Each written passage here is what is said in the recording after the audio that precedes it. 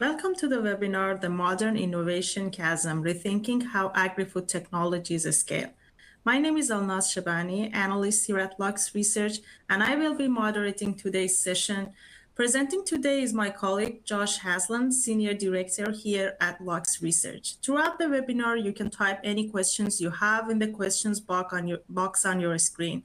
Time permitting, we will answer all the questions that we can.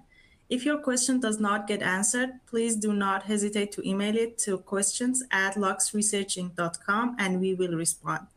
If at any point you experience technical difficulties, such as a frozen screen, simply refresh your browser and check that your internet connection is strong. Now let's jump into the discussion. Over to you, Josh.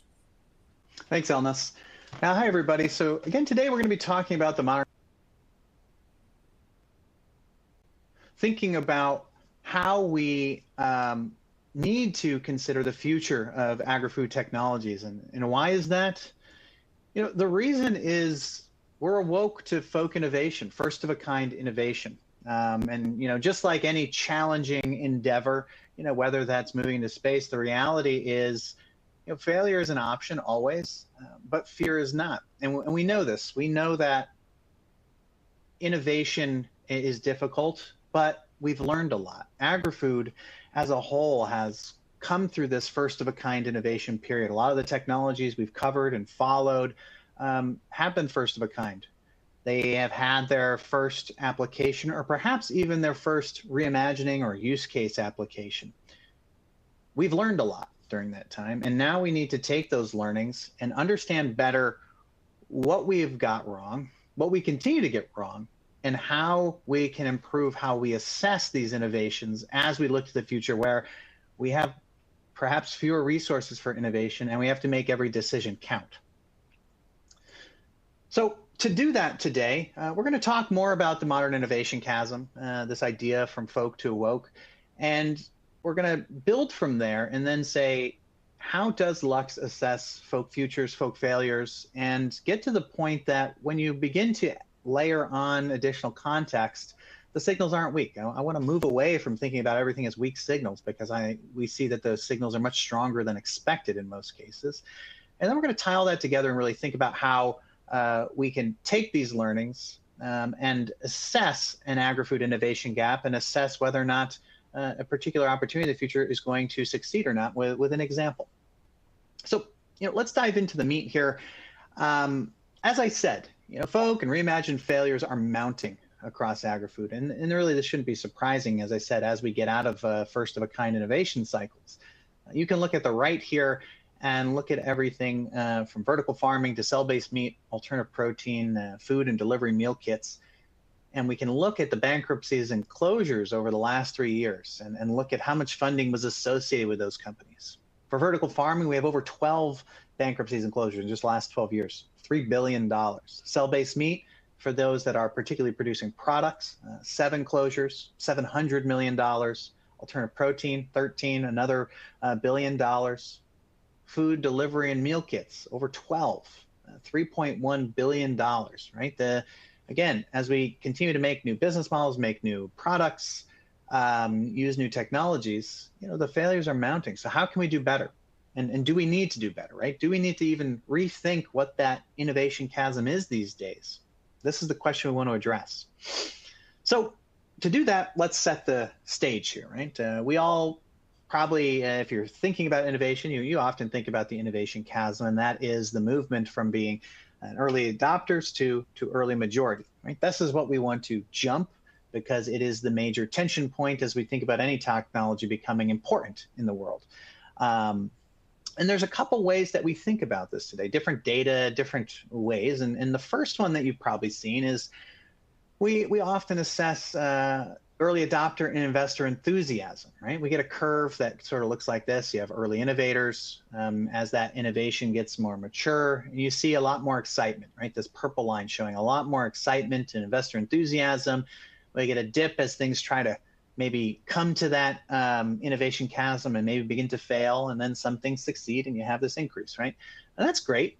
It's an interesting notion, but the reality is it's highly limited and highly biased, right? This data is based on hope. It's based on innovator enthusiasm and investor enthusiasm, not market readiness, not technology readiness, not a lot of the other data sets that we actually need to make these choices. So when we use something like this, right, we're basing it on hope, and it's heavily biased. There's other things that we can use too, right? Often you see a diffusion curve, technology diffusion curve. And what we hope to see in this particular curve is that initial inflection point as diffusion passes the innovation chasm there, where we see that initial uptick in the S curve here. And that typically happens right around the early majority period. Now, again, when we think about innovation maturity, it's often about particular use cases. So, adoption of a technology may not align well to market readiness.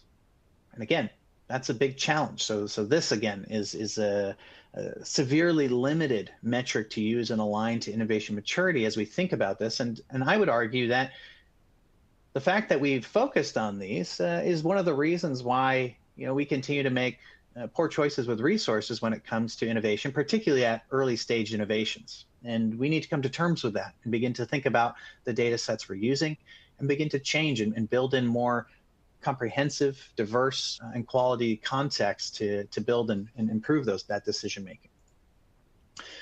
Because we can actually look at that. We'll take a look at each of the things on the right and show how they plot out and show how these inconsistencies mount between different data sets. Let's start with vertical farming. We can look at where we have placed vertical farming, and really this is an early adopter technology. Some might think it's at the early majority, but the reality is vertical farming. We're talking about pilots with retailers, pilots with different types of grocery outlets, things like that, but never really become mainstream. We haven't taken to the point where vertical farming can outcompete basic controlled environment agriculture.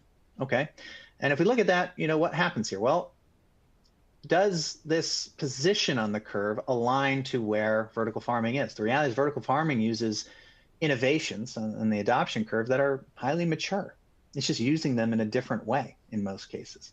As far as the sort of hope and innovation curve goes for those who are investing, this one's actually in the right place, but you can see that these two things are biased. The innovation diffusion, vertical farming would be far to the right, but here it's positioned. So again, two things unbiased, not really working together, telling two different stories around innovation maturity. Makes it really hard to make a decision. For early stage technologies, things like cell-based meat, we can think, okay, this one looks pretty good. It's at the early innovator stage. Great. We all know that products aren't on the market yet. It's moving up this hope curve here, and perhaps even falling back down it a little bit. But let's look at the technologies being applied. Again, innovation maturity. We're talking about technologies that have long been applied on the diffusion curve in the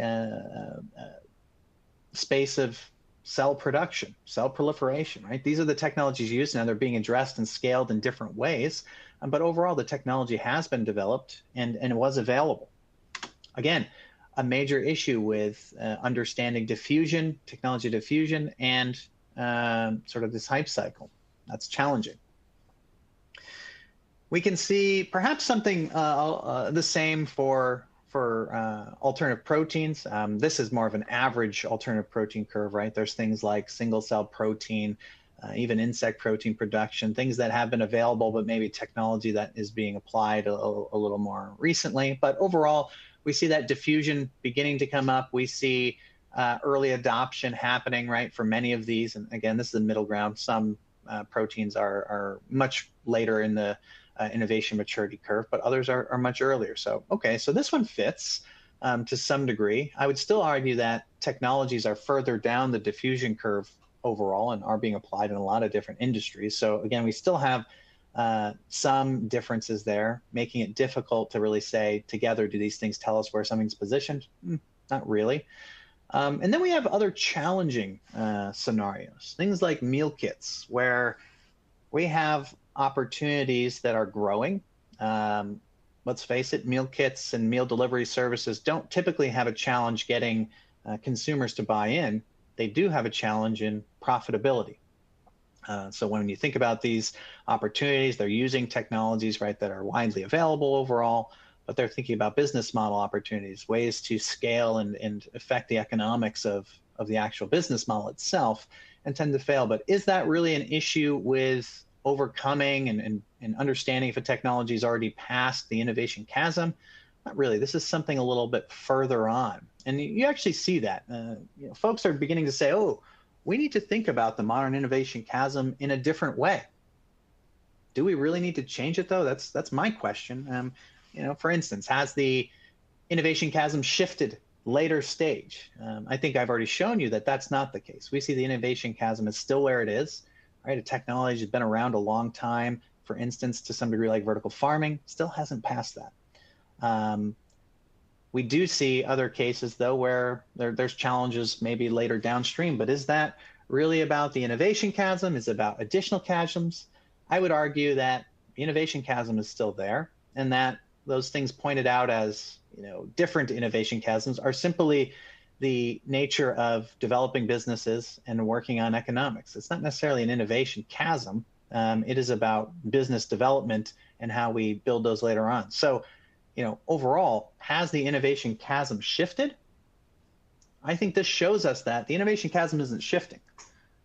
Reality is we're still being really hopeful with what we are thinking about, with particularly market readiness, things like that. So we need to improve how we identify alignment with innovation scenarios, the scenarios that we care about, and the factors that we're including to say, has this technology, this opportunity, check the boxes it needs to check in order to really move forward in our minds. And that's where we get into assessing first of a kind innovation failures, futures, and noting to ourselves, okay, if we look at this, how strong were those signals? Should we have been ready for it? Should we not? And then we carry that forward and begin to change how we think about the signals we look at. So let's get into some examples here. And at Lux, right, we think about quality, diverse contexts, and we think that leads to clear signals, strong or weak, but clear. We focus on three types of information, right? Focus on innovators themselves and innovation. We focus on emerging policy. We focus on consumer insights.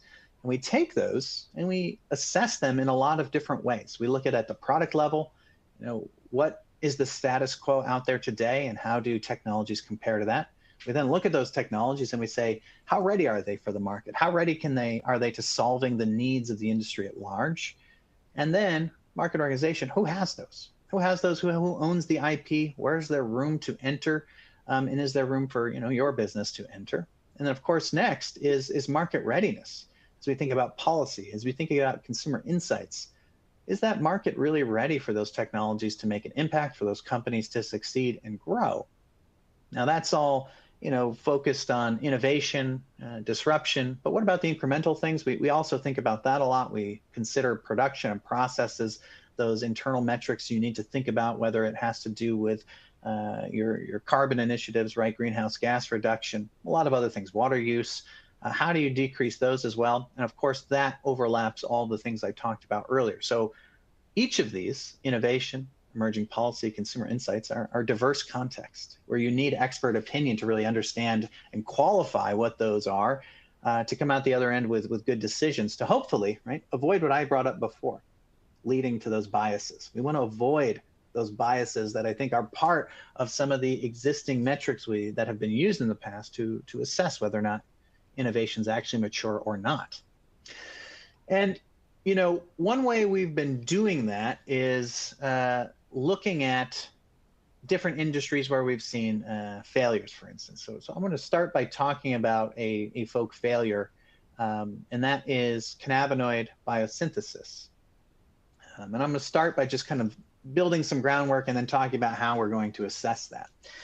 If we look at this particular one, we see, for instance, that why was this interesting? Well, we had 37 billion in growth from 2018 to 2023, right? That's noteworthy. We also saw parallel waves of innovation emerge, things in agriculture, things in biochemical delivery, things in processing. Lots of different innovations were going on. But for this, I want to kind of focus on the cannabinoid synthesis. And so on your right, you can see our text signal here. This is data reduction technique where we take summary of trends in patents, papers, funding, partnerships, a lot of different data that we ingest on a daily basis and provide a single metric that is a leading indicator of innovation.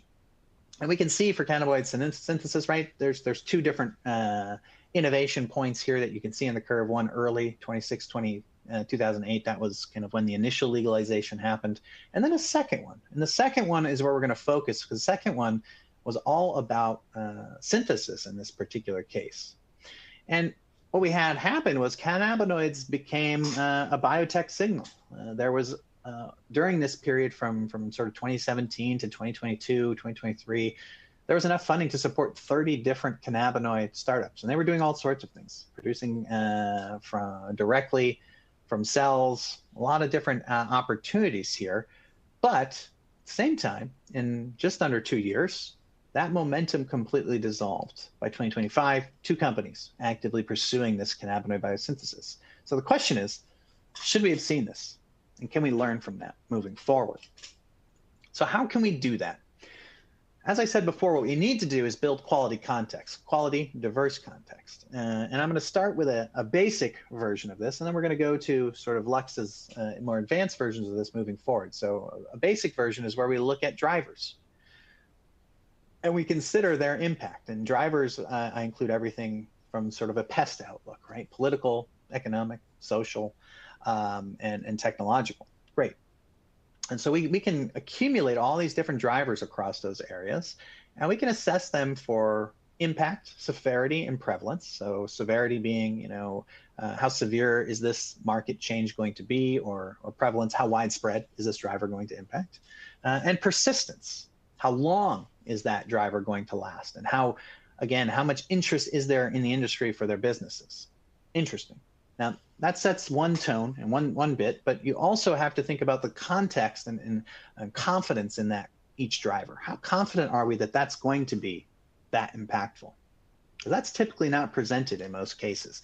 But at Lux, we have our Lux Take, and our analysts who are experts in these fields are thinking about the confidence they have in the metrics that they're seeing and the signals that they're seeing. What we can do is we can change the bubble size of each of these as we plot them and get that. We can also plot whether or not these are positive or negative drivers. So positive in this case being green, negative in this case being pink. And what you end up with when you do this is something that looks like what we have on the right. So, it's a busy figure, but it's important to walk through this figure. Again, driver impacts on the y-axis, driver persistence on the x-axis. Things in the top right quadrant are going to be the most impactful and most prevalent. And then negative drivers are pink, positive drivers are green. So if we take that in mind, the first thing we see is that most of these drivers are in the top right quadrant. They are both impactful and persistent. That's really important to consider. First strong signal that we've seen already. A lot going on here and a lot of powerful movement going on. Now we begin to look at what's actually in that upper right quadrant. We see a prevalence of pink and kind of a dearth of green, right? Another strong signal saying there's a lot of negative drivers and very few positive drivers. We also see that as far as Lux's confidence from its analysts in these, we see a lot of large points on here, meaning that we have a lot of confidence that these are drivers that are powerful, and our analysts have the data and information to back that up. So that, again, is a third strike. Now we begin to look at the details. So if we look at the green things here, we have positive drivers. We have, I've bolded one or two here. Restricted and disjointed regional legalization is a negative driver. We have rising legalization momentum is a positive driver. Okay, great. Rising cannabinoid demand, great. Now let's think about those with respect to the negative drivers. Okay, we have competition, improved plant production efficiencies, great. We have fragmented supply chains for cannabinoid production. That's a challenge that then affects that. We even have rising biotech skepticism, the ability to do it and accomplish it at a scale and cost that matters. Again, regulatory constraints, cost structure dynamics, highly impactful drivers. This is a really strong signal that indicates that the biosynthesis market for cannabinoid was very unlikely to succeed. Lots of time we like to think about weak signals. This in itself is not a weak signal. This is a very clear signal that there is a lot of risk. And I think it's something that the industry missed as a whole. And we actually did this particular data set not from a retroactive view, but we only looked at information up until 2024 to say, would we see this going forward? And that's exactly what we saw. Now, as a result, right, cannabinoid was, this fall was inevitable. We had a lot of hope, but too much hope. We weren't really looking at the market readiness for this, particularly overcoming some key challenges. What about other examples? Let's look at one that's maybe closer to agri-food overall, which is cell-based meat, one we're all well aware of, most likely. And again, were these signals there, hiding in plain sight? How strong were they? You can see on the right our Lux Tech signal, very indicative of first-of-a-kind innovation. You don't see any early bumps. It's a straight increase, right? Exponential increase to the top there, and then trickling off, showing that innovation momentum decreased. And we had early movers generating 1.25 billion in a single year in funding, but you can see we had this drop off. And what did that drop off include? Well, it included things like companies beginning to introduce products, and those products not really aligning to what consumers want, and suffering launch setbacks and timelines that had to do with policy, a lot of other things. So, we initially have a big drop off here. And then we see a more abrupt drop off moving into 2026 as we see funding evaporate, moving from, again, billions to tens of millions of dollars. And again, the question is, if we take more diverse information to account, is this something we should have seen ahead of time? And again, we would posit that we should, and that again, the signals are strong if you apply diverse quality context. And so, let's take a look at cell-based meat. Again, same type of figure, impact on the left, persistence, or impact on the y-axis, persistence on the x-axis. And then we have the negative and positive drivers, and the size of the dots indicates our confidence. Again, signals in the top right. So there's highly impactful drivers going on. So this means there's a lot happening, and we need to now evaluate what that looks like. If you look again, we do see a little bit more green than in the previous example. However, if we look at a majority of those green dots, they're of smaller confidence. Whereas when we look at the negative drivers, they are both large, concentrated in the top right, and prevalent there. So that, again, big, important, clear signals to say that there are many more negative drivers than positive drivers for this. And we need to then say, well, how significant are those? So let's look at some of the positive drivers. We have things like animal-based seafood depletion. Okay, that's a big signal. It's not going away, but we do have other options for proteins that compete. We also have things like rising ethical concerns with existing meat production, legalization momentum, which, let's face it, now that's changed and shifted in the opposite way. But we even have things like collaborative manufacturing models, which are beginning to be developed. Okay, those are interesting signs and signals, but also as far as the potential impact, the ones at the highest, well, we're less considering them to be as impactful as other things as far as our confidence in that signal. However, when we look at things associated with cost, processing, legalization, we see that we have strong confidence in those, that they're highly impactful, highly persistent, and that they're all creating a strong negative narrative that is going to be difficult to overcome. Together, again, this is a clear signal versus a weak signal that cell-based meat was incredibly challenged, very unlikely. Now, I don't think this one is a surprise per se, but it's important to note the things that we've seen and say to ourselves, okay, we continue to fund this now. What do we do moving forward? Right? How do we think about leveraging innovation in the future, or at least calling out technologies correctly and saying that this one is really going to struggle And we need to push the buttons in the right locations in order to, or pull levers, right, the correct levers in order to make that thing scale. And this was going to be exceptionally challenging and continues to be. So, with that, we kind of lead into the last thing where we've talked a lot about the potential to leverage diverse quality context to make and at least call out decisions, particularly when it comes to first of a kind innovation or reimagined first of a kind innovation. But we can't stop innovating. That's what we've learned. Markets are changing rapidly. There's a lot of competition. And really, we need to continue to move ahead. And at the same time, how much are we spending? Well, we tend to spend a little less on innovation than we have in the future. So we need to make that count. So again, failure is an option, but fear is not. So what do we do moving forward? How do we call out some technology using diverse quality context to say whether or not a company is going to succeed based on its products, based on its technology? And I think there's a really interesting example for this. So again, we're going to use the same kind of framework I brought up before for Lux, where we look at innovation, we look at emerging policy, we look at consumer insights, bring these things together to assess options at the product, technology readiness, market organization levels, things like that, that really matter when making those decisions. And you'll see that as you take this in, having diverse experts that can help you understand it, and I leverage those from our team, is absolutely critical to do this.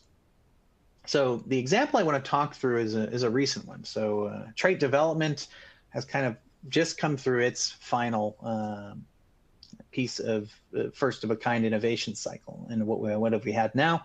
We've had a lot of companies shifting, and I think one of the most prevalent ones or noteworthy ones is the fact that Benson Hills, an initial driver of next generation breeding, recently went bankrupt after going all the way to become a seed company from a trait development company, and was recently acquired by private equity. And now you see the company Confluence Ag beginning to emerge and trying to sell this stuff. So, is there going to be a confluence of sales from these Benson Hills assets? That's the question. But what are they actually doing here? Well, they're selling the same products, using the same platforms, and trying to bring to the market. Animal feed, 90% less nutrients, high protein feeds, things like that.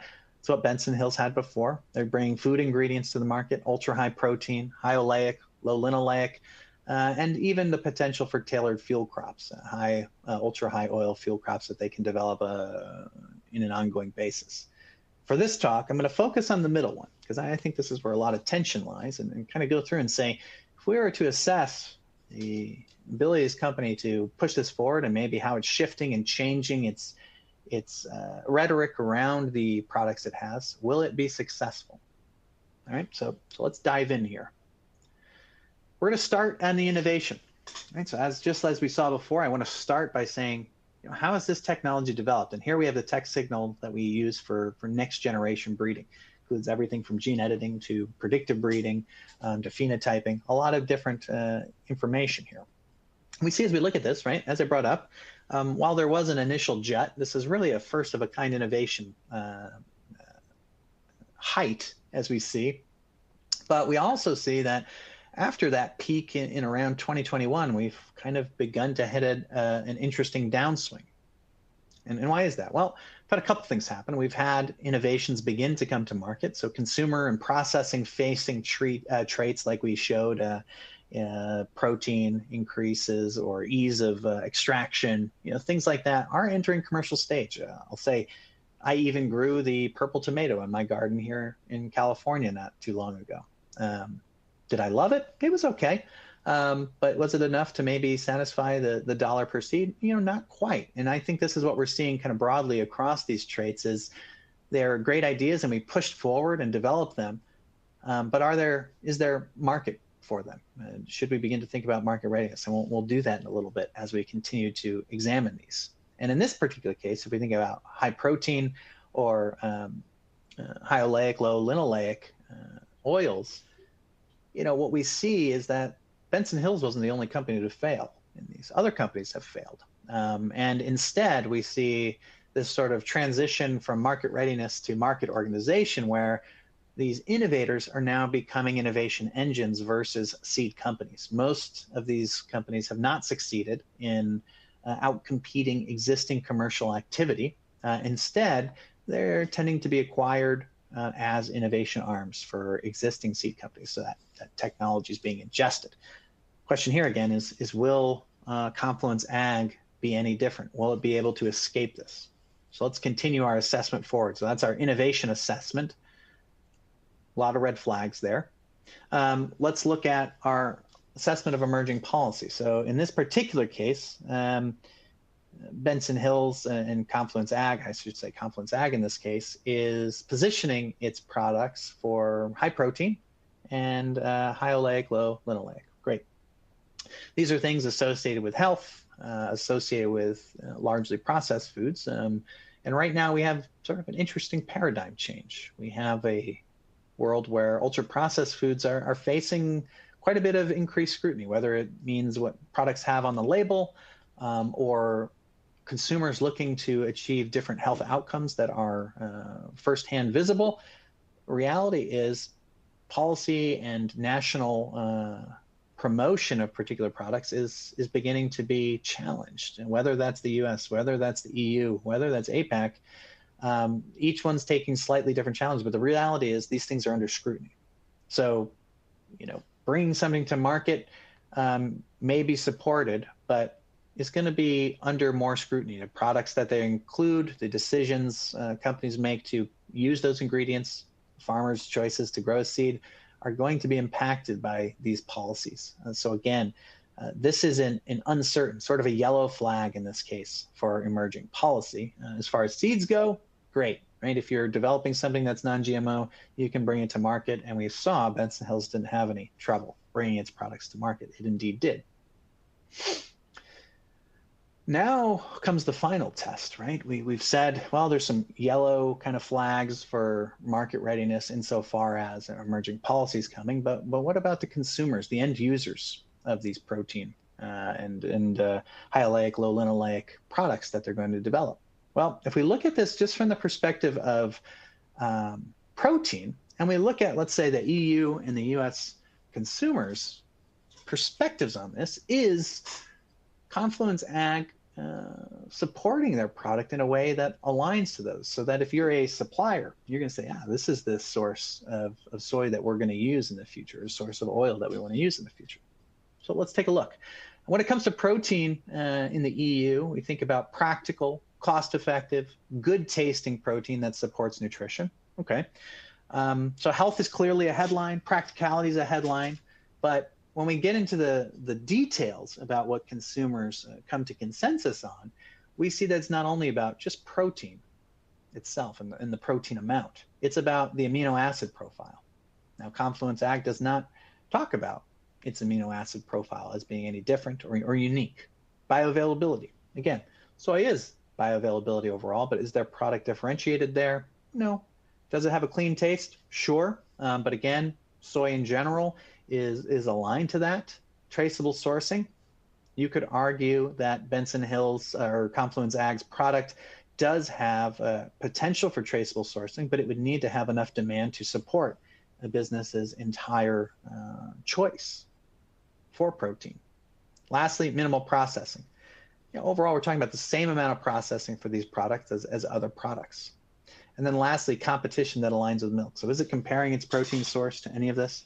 The reality is no. So again, what we have here is a protein source that is high and potentially healthy, aligns to some of those things, but doesn't match what consumers think about and what they want as you make your products.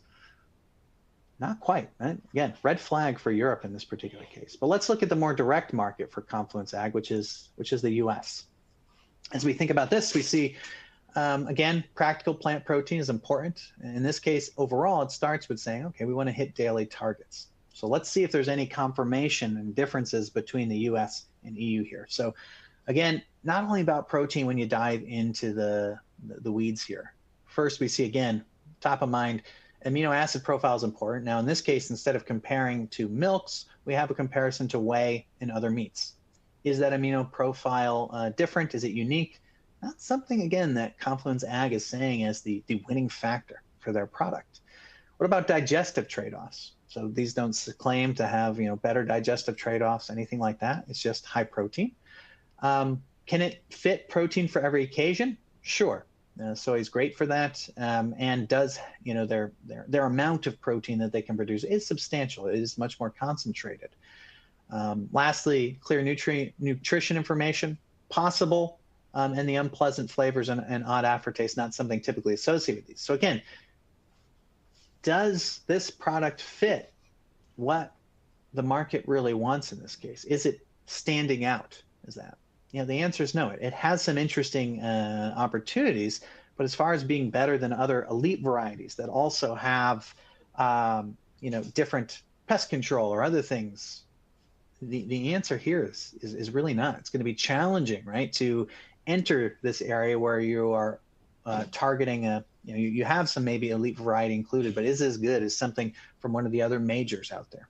That's a steep hill to climb in this particular case.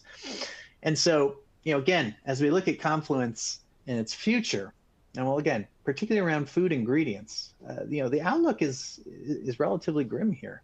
It's probably unlikely that Confluence is going to be able to make headway without really shifting its rhetoric and providing the information that supports its differentiation beyond just high protein. Right now, just having high protein is really not enough at this point. So instead, really their opportunity is probably to focus more fully on the animal feed and potential for tailored field crops if possible. So likely animal feed might be the best opportunity, because when we think about anti-nutrients and productivity, these are things that can actually greatly influence livestock feed if they can come in at a low cost. Tailored field crops, that's going to be up to the energy industry to determine whether or not ethanol budgets, things like that, are going to continue moving forward. So overall, when we bring in this layered context, we can see again that there is a clear signal here, a clear red flag for many of this business's units, and perhaps a signal to say, if you want to think about acquiring some interesting assets in the future, you may want to watch Confluence Ag, because you may have an opportunity to do that at a relatively low cost, and then bring those traits into your market. And that's exactly what we want to do, right? We want to make sure these resources in innovation are going to the right opportunity, but timing is critical. By stacking these layers of context, we're really able to achieve that. So, with that, I want to leave you with a few takeaways here as I close out. The first thing I want to start with is you just hear a lot of chatter about the innovation chasm is shifting. I think hopefully you're convinced that the innovation chasm isn't shifting. It still exists. It's still there. And while when we have these folk failures that are observed and going to be prevalent, we really need to then think about what's next for these, because there is technology that's valuable, but what's that market readiness looks like, and what do we need to push as far as information to understand how to position those in the future. Second, again, when we look at folk innovation signals and we begin to assess them on multiple different layers with quality context, we see that those signals are strong. I mean, I'm to some degree tired of hearing weak signals, because these signals tend to be quite strong. We just have a lot of hope. We need to kind of dash that hope a little bit and come to reality and say, here's what we've learned over the past 15 years. We know that a lot of technologies aren't going to succeed, and that we can't win on, let's face it, sustainability alone or things like that. We need to be thinking about performance, and we really need to be assessing not only that, but whether the markets are actually ready to take on those technologies. And that's where we're beginning to really layer that context and understand that end outcome much better. And so learn from our folk in failures, so to speak, and understand, especially as we get into things like health, that are big, important areas of opportunity for businesses, that we really need to understand market readiness, technology readiness, outcomes, and how we assess outcomes and position our products to balance what's happening on the innovation side, the policy side, as well as the consumer angle, and bring that context together. That's where we can make much stronger decisions. So with that, I want to say thank you to everybody and appreciate you all listening in today.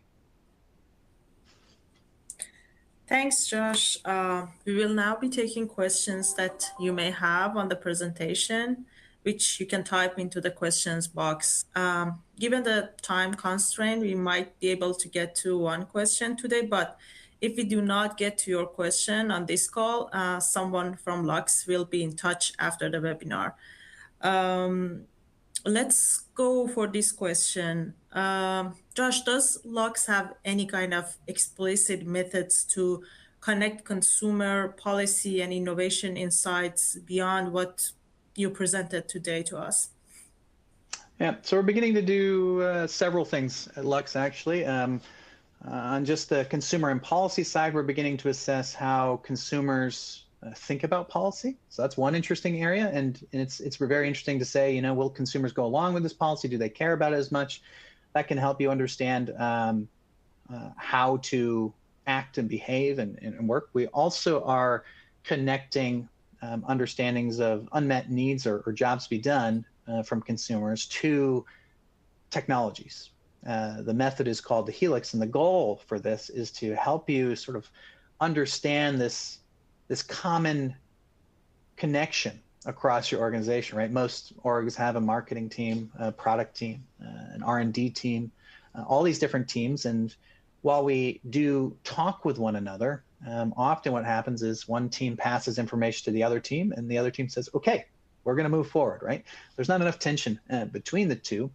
And so what we're doing is in our teams actually having our anthropologists and tech scouts work right alongside each other to identify those sort of hidden connections that, once made obvious, are really helpful to beginning to assess, kind of just like what I said today, whether or not a technology and an unmet challenge are well aligned for future opportunities or not. You can really assess it at the portfolio level, you can assess it at the capability level, or you can assess it at the unmet need level. So yeah, it's a really exciting area. We're getting a lot of positive feedback there. If folks are interested, definitely reach out and we can have a broader discussion about that method.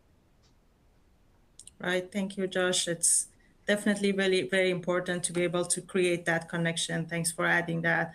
And that concludes our webinar for today. The slide presentation and recording from this webinar will be sent to all attendees via email today. And after leaving the webinar, you will be prompted to complete a survey on today's presentation. We would appreciate any feedback you may have to help inform and improve future webinars.